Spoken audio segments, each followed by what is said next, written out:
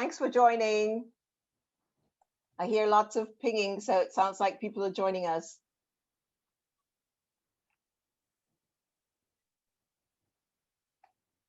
Great.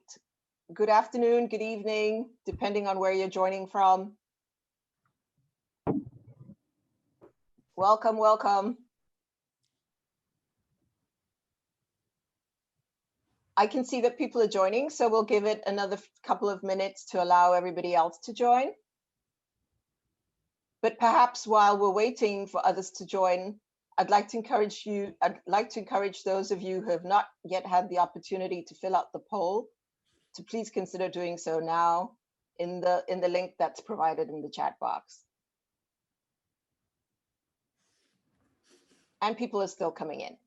So let's allow for a couple more colleagues to join.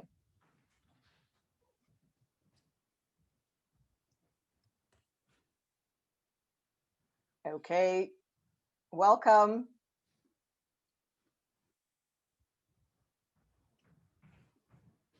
We started a minute late, so I'm going to give it another minute just to ensure that we have a critical mass.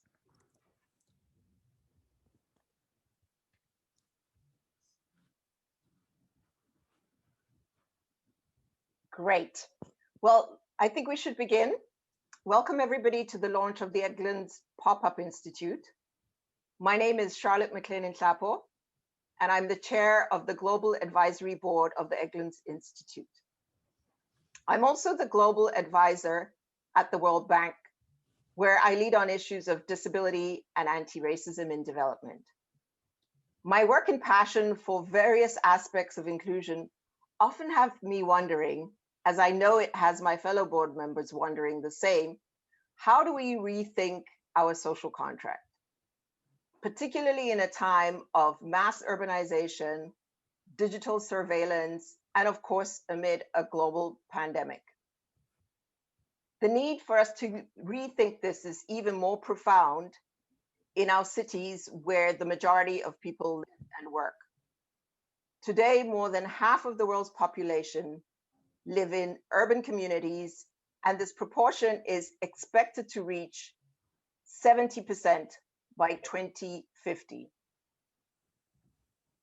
So I think it's really important for us to think about what this social contract looks like. And this is what Edgelands Institute is ready to do, to help us really think through what it could look like. And in doing so, it takes a radical approach, a very different approach.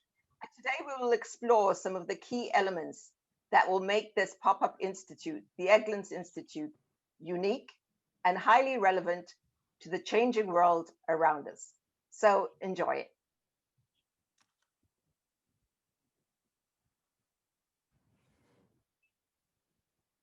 Hello, everybody, and welcome. Is this on? Can you hear me?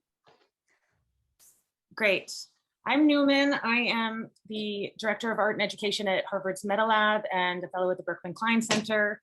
And I'm thrilled to second Charlotte in welcoming everybody here today. We're excited to meet you all, and we designed this deliberately to have all of us on screen together so we can see each other and be present with each other and appreciate each other. Because we're all in this very strange distributed digital world, but we wanted to be together in this way. I also should mention I'm from Miami originally, and I'm currently in Delray Beach, Florida. And since we tend to be a bit unembodied in digital spaces, we're gonna just do a really quick warm-up that is a bit experimental. So I hope you'll all experiment with me. And what we're gonna do is the wave. So some of you who have been to a sports event may have seen a wave where basically, you know, one person starts and a group of people start and it goes around the stadium. I've never been in one in a Zoom room, and I don't think any of you probably have either, but we're gonna do one today. And so it's gonna be different. It's not gonna go, you know, around a stadium. It's gonna be more, well, actually, we'll see how it spreads. So the way we're gonna do it is I'm gonna start the wave, and then since everybody can see a grid, or you should be able to see a grid or some other format, when somebody that's in an adjacent square to you does the wave, you do it too. And we'll just see how the wave spreads around this network. Does that sound good? Is everybody ready? And if you're not sure when to go, you can just go whenever you want. All right, here we go.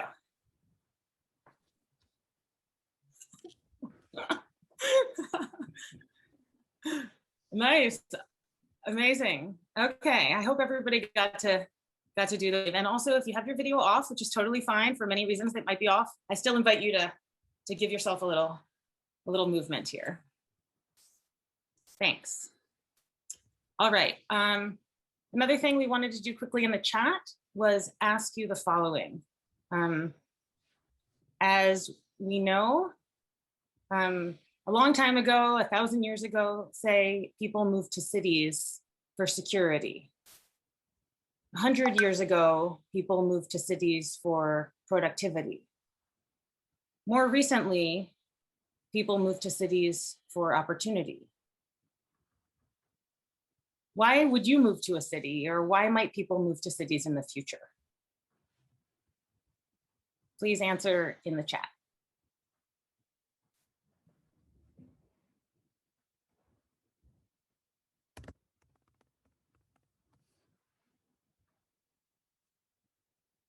Wonderful. I'm seeing connections, interdependence, community, youth, diversity, cultural life, culture, belonging, vibrancy. Wonderful. Keep those coming, and feel free to read the other comments in the chat. And with that, I'm happy to hand it over to Yves Dacord. Thanks. Thanks, Newman. And everybody, hi everybody. I'm Yves. I'm from Geneva, and I'm right now based in Boston. In Jamaica Plain, to be more specific. I am a fellow at Berkman Klein Centers, and I see a lot of colleagues around here. And at the same time, I'm the co-founder of the Edgelands Pop-Up Institute. I'm very pleased to be with you today. I will serve as the MC for our launch. And maybe to start with, and we just saw that with the wave, at the beginning of everything, there are connections. And I would argue curiosity. And here are some of the questions that are, somewhat resonating with us and are keep us awake here at Edgelands during the night and mobilizing us during the day.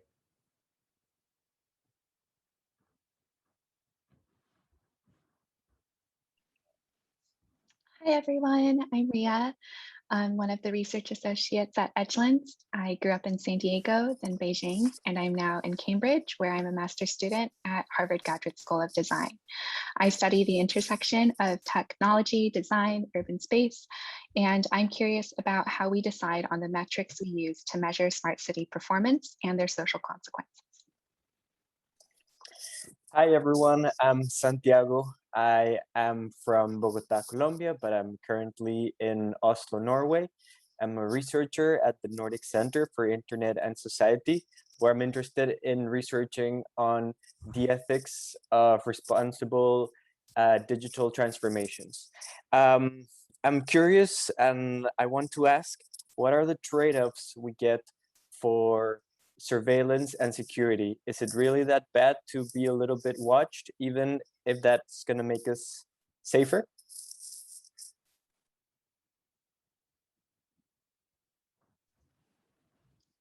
Hi everyone, I'm Jess. I'm from Cuautitlán Izcalli, Mexico. I'm currently in Sacramento, California. I'm a 1L at Harvard Law School.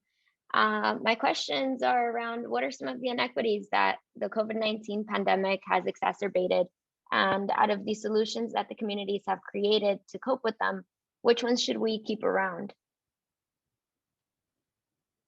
Our ambition is, in fact, to be able to contribute to respond to this question in a very concrete way. And to do so, at the Edgelands Institute, we are inspired by 3 guiding ideas. The first one, and we heard Charlotte talking about that, is the importance of cities in our world today and tomorrow.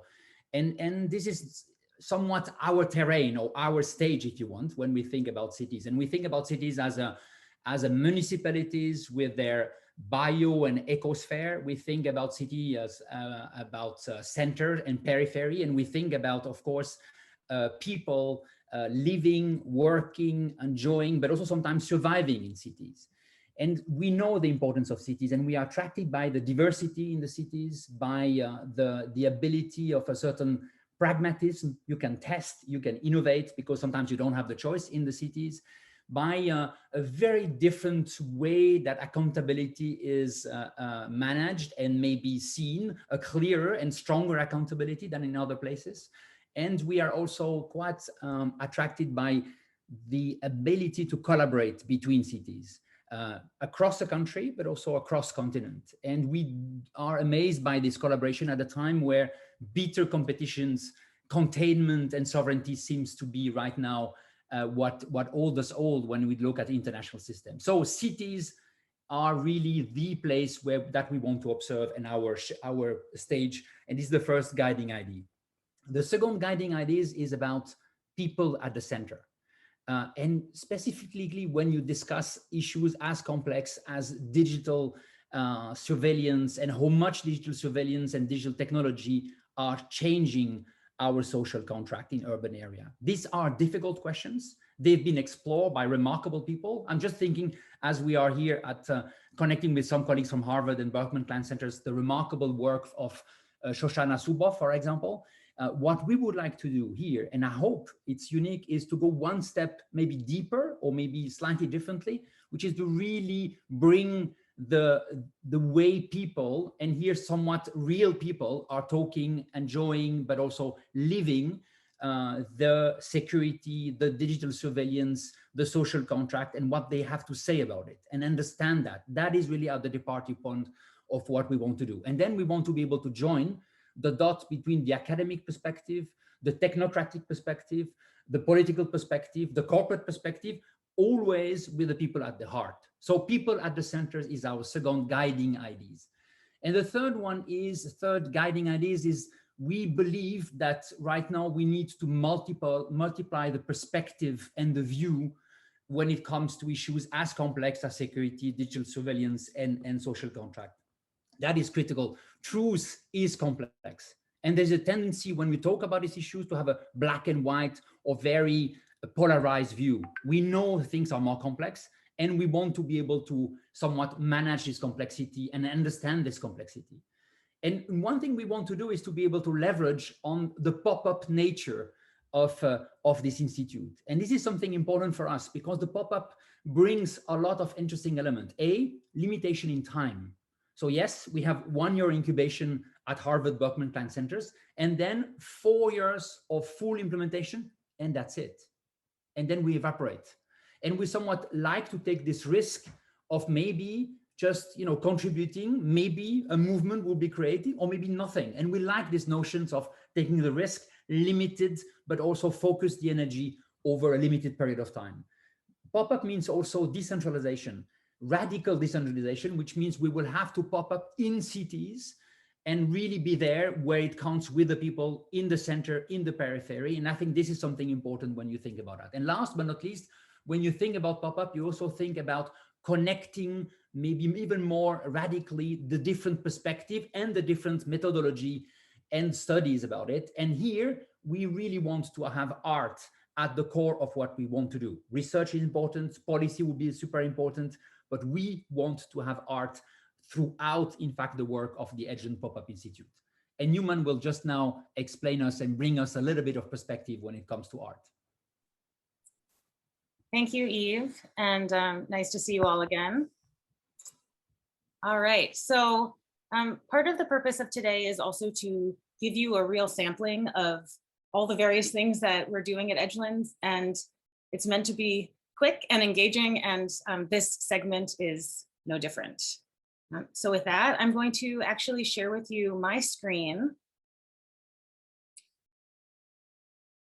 Let's see, because I want to show you some art that, let me make sure you can see this in full presentation mode.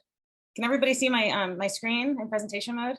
Great. This is going to be a super quick tour through some artists that are doing what I think is some really interesting work in public space, especially. And Beatrice is also going to post their names in the chat so you can follow up on them later, because again, this is a super quick tour just to seed some ideas and inspiration that art can go way beyond, maybe traditional conceptions of art as, something more decorative for somebody's home. It can also be something in the city and to contend with the real challenges of our day. So this is a work by Jenny Holzer, who is an American installation artist. This is some work by JR, who's a French artist. The one on the left is an installation at the US-Mexico border wall. And the one on the right is in a favela in Brazil. This is, and I hope that you all will look at these artists in more depth later. This is just a sampling. This is another artist named Jim Hodges. And this was an installation where he wrote to all the members of the United Nations and asked for them to submit the words, "Don't be afraid," in their native language and their native script. And then it became an installation that lived in a bunch of places. Interestingly, the US is the only country that didn't participate. Maybe that's not a huge surprise. But "Don't be afraid" can be really powerful in having all the handwriting of these different folks. This is Hank Willis Thomas, the one on the left. He works a lot around issues of race and racial justice and the history of racial injustice in the US and in the world. And preview, the one on the right is actually a rendering for a new installation that's coming up in the Boston Common. That's a tribute to Martin Luther King. And this is Candy Chang. This is an installation in New Orleans that was about memory and memorializing somebody who had passed, and it was put on an abandoned house in New Orleans. And then she provided templates for other people to create their own installations, over which there was many, I don't think 70 countries, and had these installations in them. And then the last work, I told you this was going to be really speedy. The last work is an artist and designer named Ge Wang.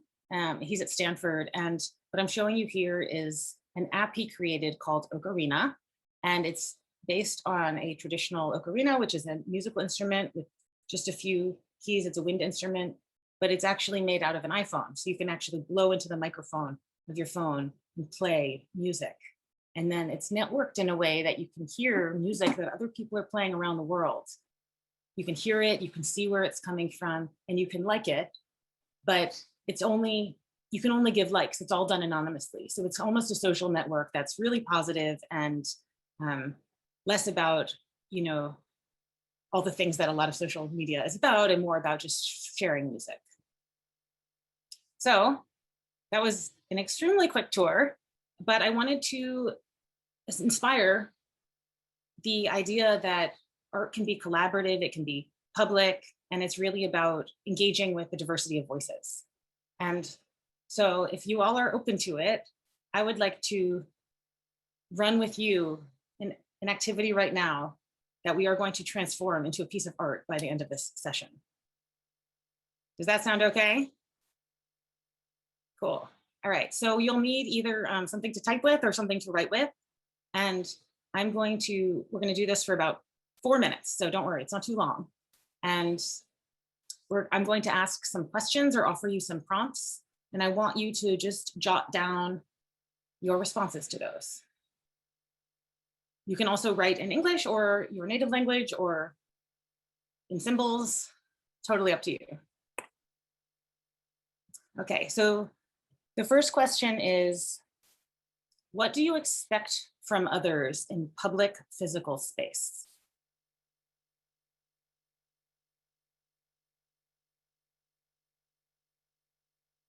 And writing bullets or notes or a few words is just fine. No complete sentences are required. What do you expect from others? This is the second question, in digital space.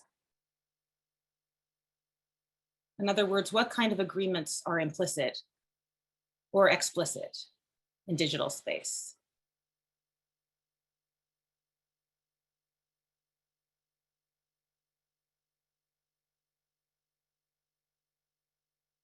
These kinds of expectations, the implicit or explicit expectations, you might call this a social contract. All right, what have you learned about yourself or about people more broadly, or about isolation and connection in the past year? If you've learned something, which I imagine we all have.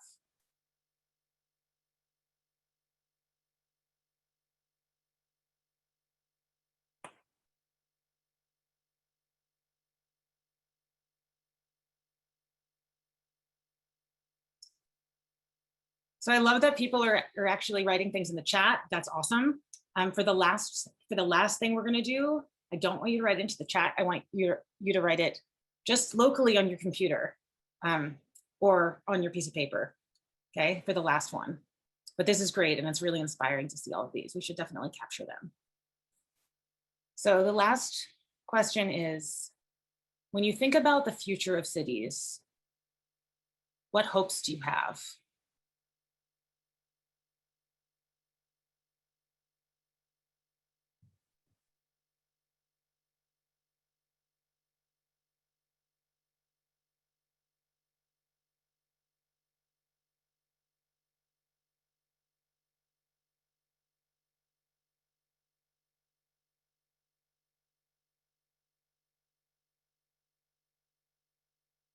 All right, now I want you to take one or some of those ideas or any of the ideas that you've jotted down or put in the chat today. And I would like to invite everybody to write a question about what you might like to see in the future of cities or the future of digital relations with each other. So sometimes it's hard to start a question. Again, write this on your own locally, on your paper or on your computer first. But sometimes it's good to start a question with the words, how might we? Or will there ever be a world that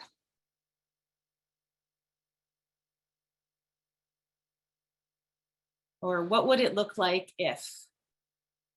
What would it look like if everyone had a place to sleep that was safe?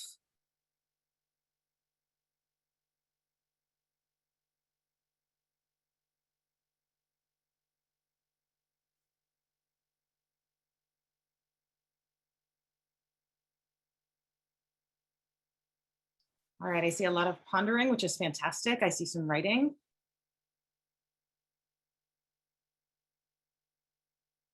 What would it look like if, or how might we find a way to be kind to strangers? Summon the better angels of our nature. Whatever, these are my questions. I invite you to write your own question. And now Beatrice is going to paste a link into the chat. It's to a very simple Google form. And if everybody would be so kind as to take just your question and submit it to the Google form, we're going to combine these into a piece of visual art that you will see at the end of this session. It's anonymous. Again, any language is welcome, and even grammatically ambiguous sentences are also welcome. So the link is there. And with that, I'm going to pass it back over to Eve. Please keep the questions coming in, and I will see you at the end to show you what we have made together. Thanks. Thanks, Yuman. I really love this moment of art in action, really, and connecting us with our emotion and also our brain together at the same times and collectively. That's just great. One thing we've learned in our very short life right now at the Edgelands Pop-Up Institute is how much it's important to understand and also to learn from people themselves. There's a lot of people right now that are working, exploring issues related to digital surveillance, social contract, data. And we are lucky enough to have 3 of them today with us. My colleague Daniel will introduce them and will lead the panel. Daniel? Thank you very much, Eve, and a very good morning to you. I'm joining today, I'm originally from deserts of Central Asia, but I'm joining to you today from Pacific Northwest. And for me, the interest in these topics came really ever since I remember myself. The 3 megatrends that define the decades and lives of millions, if not billions of people around the world were forces of urbanization, digitization, and globalization. Now, those were the urbanization, digitization, globalization were perhaps the only certainty in a very uncertain world, the only islands of stability in the sea of doubt. And yet, in the past few years, we really were forced to question those assumptions.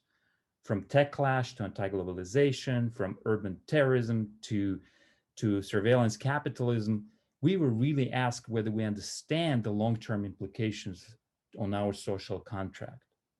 I was always a very big fan of the quote that there are decades where nothing happens, and then there are weeks when decades happen. And I think early 2020s really had a lot of weeks like that as we were under lockdown conditions, and yet our digital universe just expanded tremendously. Our social contract was changing real time. And to think through some of the implications of that, I could not think of a better expert panel than the one we managed to bring to your attention. I'll introduce them one by one in order of their speaking. They will provide us with global, regional, and municipal perspectives, and they come from, as you will see, from academia, business, technology, and policy worlds that all collide in the Edgelands. First, I would like to introduce Elizabeth Sylvain, who is a managing director at Berkman Klein Center at Harvard, and really a true expert. After getting her undergrad in psychology, she got her a master's and PhD at MIT and became an expert in how socio-technological systems support our shared knowledge and group action. Her clients included, and her work experience included, a number of museums in the Bay Area, Stanford Graduate School of Education, you name it. And she will share with us some of the global findings that she brings from Berkman Klein Center's extensive expertise. Please. Thanks, Daniel. Thanks, everyone. I'm very excited to be part of this panel and for the launch of Edgelands Institute. I thought I'd talk a little bit today about how Berkman Klein has been addressing one of the key topics that Edgelands is focused on, the finding common ground on digital transformation and around surveillance as well. So we have a long history of, the Berkman Klein Center has a long history of doing this kind of work, but I'll speak specifically about what's happening with one of our current programs, which we call the Research Sprint. So what's this Research Sprint? So under the patronage of the German federal president and in collaboration with the Humboldt Institute for Internet and Society and the Digital Asia Hub, we've created a set of programs called Research Sprints. And these programs engage a global community of early scholars. And so these series of programs that are typically 3 months long address key issues of digital transformation. So last fall, we led a 3-month research sprint on digital ethics for education in the time of COVID, which of course also connects with the pandemic questions that the Edgelands Institute will be addressing. And in fact, the Edgelands team were involved in the conception and the development of the topics for that sprint.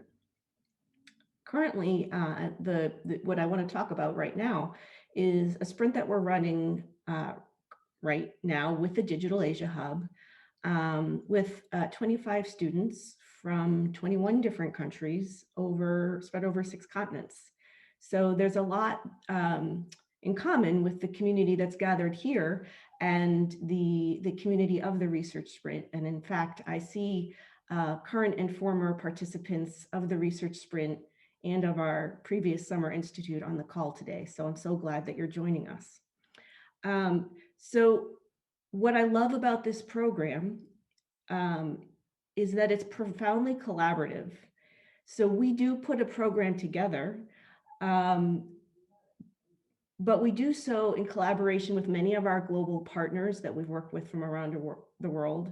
And I will say that the students are also active designers of our knowledge that we build together. And because we have this international community of students that we're working with, it's inevitable that we learn from them. And so we are trying to frame the work and the outputs and the process both to really include their perspectives. And so I want to give one example of why this is important and what's really profoundly exciting about working in this collaborative manner. So in one of the early sessions, one of the speakers was talking about digital self-determination. And a German speaker who was one of the students said, well, the word in German, which I will not attempt to pronounce, is not precisely meaning the same thing. And then other students brought up, you know, how digital self-determination is defined in different languages that they speak. And that depending on the definition of the word, it may reference the idea of self, it may reference the idea of a collective, it may reference something that has to do with autonomy and self-preservation. It might reference something that has to do with destiny and pull in more religious undertones. So what this says to me is that simply establishing the terms is something we need to think about. And understanding one another is based not only on language, but also on the cultures that bring about those languages and construct them in an ongoing way. And that the only way of really dealing with these kinds of large scale municipal and global problems is to really hear all the voices and the understandings they bring from their own perspectives. Thanks very much, Lise. This is tremendous. Next, I would like to introduce you to Alexander Stojanovic, who is truly a serial entrepreneur, an executive, and an expert in innovation in regulated markets and complex industries. He started his first business when he was 17, built a number of great companies and sold them to German and French multinationals, and brings a very, very interesting interregional perspective to the questions that we're covering. Alexander, over to you. Thank you, Daniel. Thanks to all of you at the Edgelands Institute, and I'm so excited about like the soft launch today. When we prepared a little bit like for this today's event, I was thinking also like about what relates me personally also like to this complete topic, and what eventually like even brought me like into the situation, the fact that I'm here today with all of you around the world to talk about this topic. And I was reminded of a dramatic evening in 2014 when I was in Austin, Texas. After, as Daniel told you, entrepreneur, I was in 2014 on the search like for my next challenge, like for the next stage, like in my life. And so I went to the South by Southwest conference, which is like a very huge conference, a festival, which is not just about digital technologies and the future of technology, but it's also about art, it's about film, it's about music. So really like a very colorful festival where you on one stage would hear Eric Schmidt talking, and on the other stage you would have like Twitter launching and things like that. And on my way, like from one hotel lobby to the other, where the networking is taking place, I encountered or I witnessed like the senseless death of many people. 2 died right away, 2 more like in the hospital. Many people were heavily injured, and effectively it was an accident. Somebody tried to get away from police. There was a high-speed chase in downtown Austin, which was cordoned off for the festival. Anyway, this person tried to get away, lost control of the car and plowed straight into a line of people waiting to get inside like a club or a restaurant. So of course this was dramatic. Like in that moment I was still like really not able like to really figure out what happened. But on my way back to Germany, I live in Berlin, I all of a sudden like it hit me like a lightning bolt. So like, wait a minute, I was like probably in one of the most connected places in the world. South by Southwest is during this conference is one of the most connected places. You have smartphones everywhere. You have telemetry. Even in the US, like the radio frequencies of the police are open to listen to, right? In Germany, even the attempt to listen to the radio of the police is already penalized. It's you know, like it's a criminal offense. But in the US, we can now open a website and listen like to Austin police chasing bad guys. So the information was all there, right? Like smartphones everywhere. You could retrospectively, you could have seen everything. So for me, this was a shocking moment, saying like, when all of the information is already there, you know, the mobile networks and everything, like all of the blinking and beeping of data, why isn't there a bridge that actually puts all of these things together? This was actually the idea that created my new mission, company that I'm now building is all about like creating such a data information bridge to actually make the lives of individuals, societies, and organizations safer and more secure. And while I embarked on this mission, I effectively was confronted with something that Elizabeth just talked about, which is like really the cultural differences.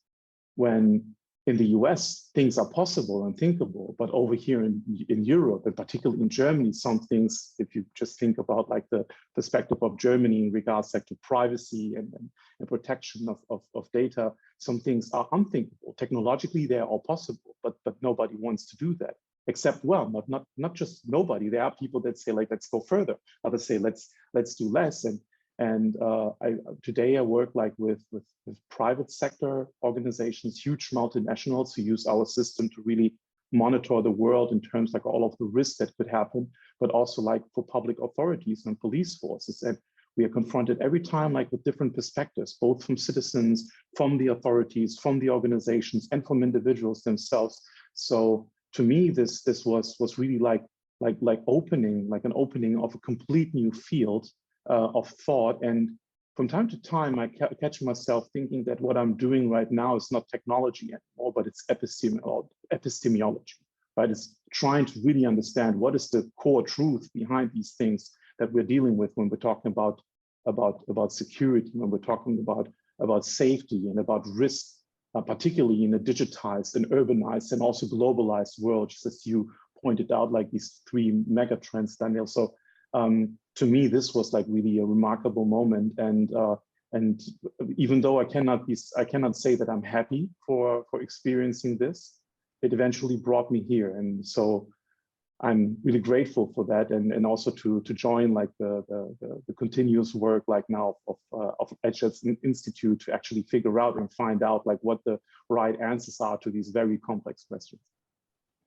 Thank you very much, Alexander. And then finally, I would like to bring in the municipal perspective and introduce you to Elizabeth Adams, who after 2 decades of very successful career in DC, studying really intersection of technology and security, is now a fellow at the Digital Civil Society Lab and the Center for Comparative Studies in Race and Ethnicity at Stanford.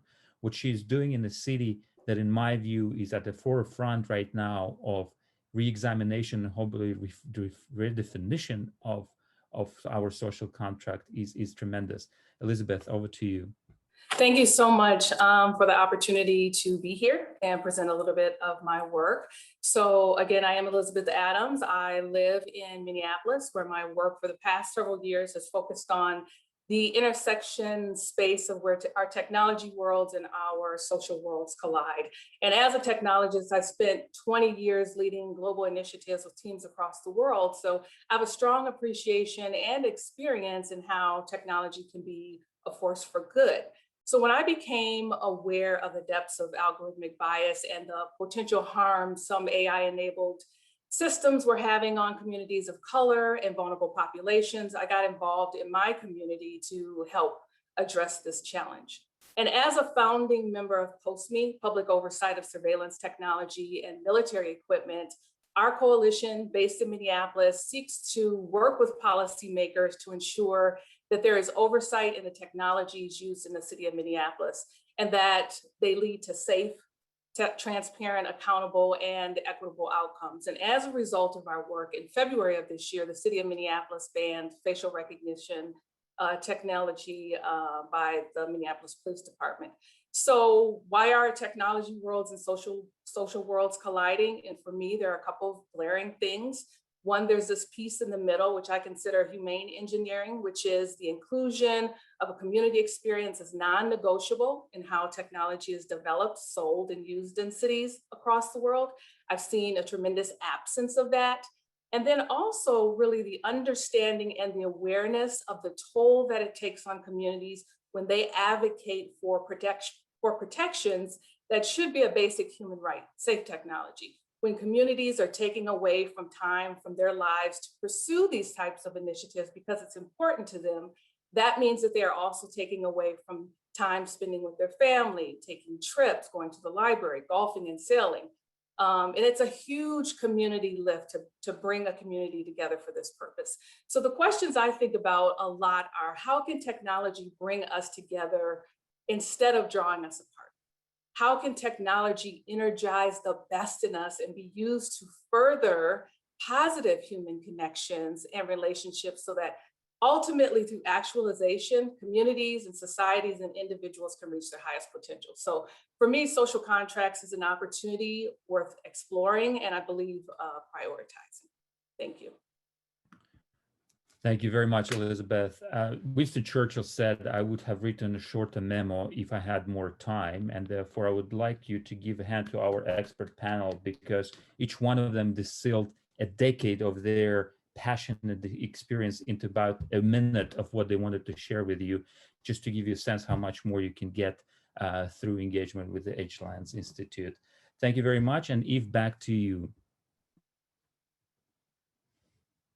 Thank you very much, Elizabeth, Liz, and Alexander. That was quite amazing, I would say. And for me, it's again the indication that when we look at the issue of digital technology, digital surveillance, security, social contract, we need to really learn from the people working on it.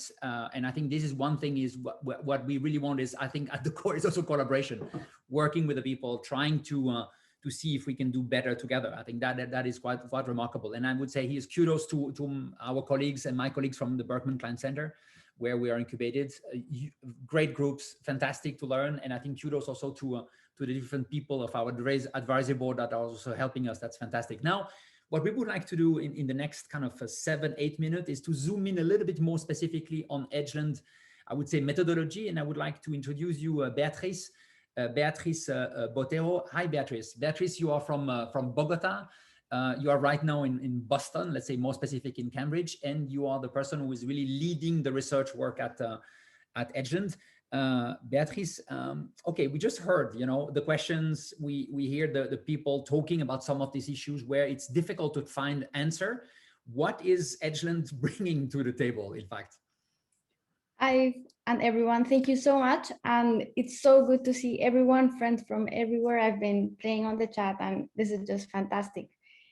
So I think our mission and part of what we want to do is exactly what we're doing here. We want to bring different people together from different backgrounds, not necessarily only people in academia, only people in policy, but regular people with their own lived experiences and bring that to the research world that I am actually a part of. I'm also at the Berkman.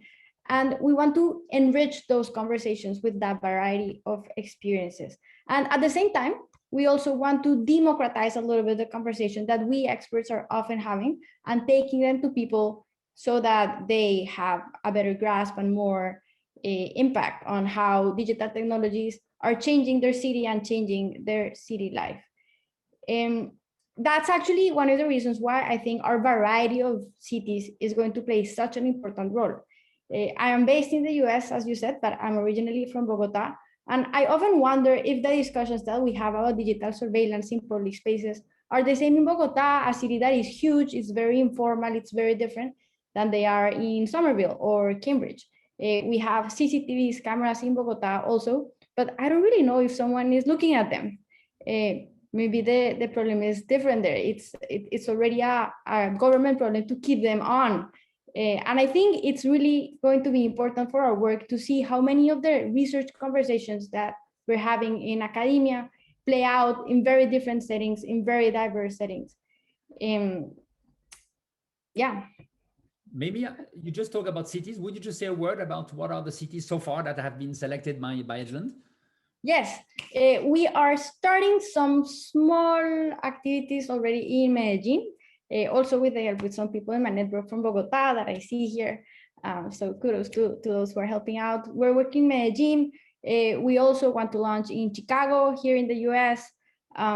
We think there's a lot of interesting background there about the industrial hub. It used to be, and it still is, discrimination and so forth. We are also going to work in Geneva, a small city, but a very powerful one that pretty much has a lot of leverage in many of the world institutions that make key decisions. So that's going to be super interesting. We're also going to work in Singapore that has a very straightforward social contract. Like you can see, I think the trade-offs there are some of the most explicit. You clearly go to the army and you clearly get protection and so forth. Nairobi, also very big and very different. Beirut, a very fragmented social contract that depends a lot of on ethnicity. And I think I'm forgetting one. Well, you're not. No, I think I'm fine. No, you're top on. Cool. You're spot on. That's perfect. You just mentioned also, we just briefly talked about a little bit about research and I think working with people. Yeah. Just say a little bit, because I think it's nice to say that we want to put people at the center. I would say everybody has this ambition, right? What does that mean concretely? How do you want to look into that more concretely? Yeah, so I think that's actually where the art we're going to play an important role, because we want to make those experiences parts of the message that we're doing, that we're creating, and also the arts make it easy to democratize these conversations. But that's actually not what I'm going to be working on most. I think our challenge is going to be to bring different people together and get their opinions and meet them where they are in these conversations that are often a little bit intimidating, a little bit hard. So I actually want to show you very quickly my screen to see what we're doing with one of our methodologies that is called OP Conversations. Some of you filled one of them either before the launch or when they start. And this is a conversation manager online that allows us to meet people where they are. Are you seeing my screen? Yes. Okay. That allows us to meet people where they are and show people not only where they are, and not only for us to know where people are, but show people where they are in respect to their peers. So if you look at like the 88 participants that have filled the poll, most of you may be here. So sorry, that was the poll that we did at the beginning, right? Yeah, exactly, that one. Yeah. About the social contract. You can see that we are a little bit divided regarding whether we feel safe in our own city.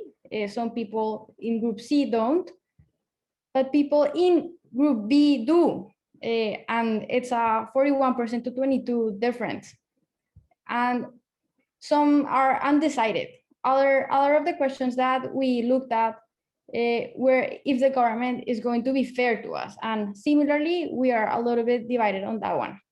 That's actually nice to see here. We can see that many of their statements divide us, but there's also common ground. And what I like about this is actually that the common ground is related to the question of, the common ground. I don't know, many people have similar feelings about how they feel in cities, and many people care about what technology companies are doing and the impact of technology in the cities. And I think that's a good starting point for us as an Edgelands communities, to find common ground in the fact that we care and we have similar feelings, even if they're not the same feelings. And that's a little bit what we want to do in general. We want to find those issues that drive us all and put them at the forefront of the political agenda of the cities where we work on. That's also the idea of creating a movement. And it's also the idea of not being us who decide what the agenda looks like. It's going to be very important for us to be more like the ones who spark a conversation, who are able to bring people together that are different because we are neutral in the conversation, but then actually to let people in their own cities spark their conversation and set the terms of the agenda. And that's actually also why a pop-up is a great way to do so, but we have that coming up, right? That's a perfect bridge to introduce Angelo. Angelo, I hope you're with us. Yes, you should be with us. Angelo, join the panel. Angelo, you are from Munich yourself. You are based in Singalen right now. You are a student of the university in Singalen, doing a master on managerial issues, and you are also joined Edgeland as a research assistant. And what is interesting is you are the first one who have you just wrote a blog on why pop-up are interesting and important. And what was interesting in reading your blog is that we discovered that pop-up have been with us human being for a very, very long time. So is there anything that we need to learn from the pop-up, Angelo? Well, that was really the surprising fact for me. So they are always part of the society. Public spaces have always been used alternatively for a temporary time. But one thing we should keep in mind that pop-ups can be both positively and negatively. It really depends how you use them. And when you say that is, let's go for the positive, right? Do you feel that the pop-up, because that is what is we hope, right? That the pop-up is a powerful tool somewhat to allow to maybe bring different people around the table? How do you, what is the example and what you've seen in fact around the pop-up? Well, I think pop-ups are really a powerful tool because they are able to reveal the cracks in the urban distribution, and these unused spaces will be filled, and by doing so, pop-ups can show alternatively uses of such spaces. So for example, in New York City, some of the old telephone booths were being remodeled to small libraries. And like this, such places get a really new meaning. And like this, we can transform how we live together. What is your hope? If I may ask, and I'll come back to you, Beatrice, also, what do you hope in terms of, you know, if you project yourself in the next 4 years at the end of the Edgelands Institute, if you look at the pop-up element, Angelo, what would be your hope? Well, my hope is I really saw that pop-ups have the potential to transform cities or their surroundings, but so far that doesn't really happen in a large scale. So no pop-up has transformed the whole city or maybe even a country. And I would really like to see Edgelands to make this leap and have a long-lasting impact on our society. Great, thank you, Angelo. Beatrice, you hope, you just show us the research. We know that the point is not just to make report, right? I think you also talk about conversation, maybe 1 or 2 elements, a movement. What is your hope? Yeah, I think my biggest hope is that we manage to create some noise in the different cities where we are and engage people who haven't really participated. So, for example, if I think about the youth in my home country, I want people who are young to be engaged, to see that the digital city is the city of their future, and for them to be actively participating in how we are shaping the conversation around how these technologies are going to impact our lives. Both for, I mean, I also believe in the power of technology to do great things, but I want to see more people sitting at the table and having this conversation. That's my hope. Great, thank you very much. And maybe just if I try to bring that all together, I think I would say there is one very strong ambition that we do have at the Edgelands Institute, which is in a way to explore and to be able to contribute to respond to the question of how are digital surveillance technology changing the social contract in urban settings in this very challenging time that we are all living through, and what can people and city do about it. I think this is really our ambitions, and we have 3 you heard guiding ID. Cities are our main stage very clearly, with I think the bio and ecosystem around them, the people and their lived experience at the centers of whatever we want to do. And I think we take the risk of, and we heard Elizabeth Adams before saying that, you can bring difficult and complex technological questions to the people. And it's super important that we are able to do that. And of course, the last element is a multiplicity of perspective and methodology and discipline in our pop-up in order to be able to do that. And of course, last but not least, it's not just one ambition and 3 guiding ID, is also you around us, with us, that is, I think, central to what we want to be able to do. So we are at the beginning of our journey, at the closure of this first chapter, which is our launch. But before closing, I would like to give back the floor to Newman, because I think we have collectively been able to do something. And Newman, we are really willing to see what are the results of our collective thinking and contribution. Newman? Great, thank you, Yves. So as we all know, about 30 minutes ago, we created something together, and I'm going to show it to you now. This was designed in collaboration with my colleague from MetaLab, Kim Albrecht. And can you see my screen? Oh, wait, hold on. There we go. So, well, you'll see at the bottom, what does it look like? Does it look like a skyline maybe of a city? It's a skyline that's made out of the questions that you all wrote during this session. And it's a live visualization that pulled in your questions and made this graphic visual work. We're going to have it on the Edgelands website next week. And while we see it scrolling and you can read all of each other's wonderful questions, I wanted to quickly ask Charlotte, who opened things up with us, if you would be willing to either share your question that you submitted or share what you were expecting to see when we said that you were going to see something at the end.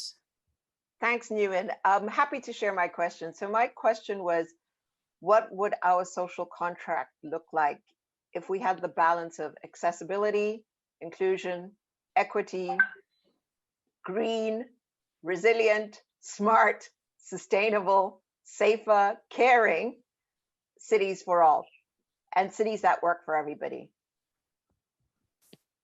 Thank you for sharing that. And as you all can see, this is pretty brief, so I wanted to show you how it starts to look when all the questions overlap. It actually fills the entire screen.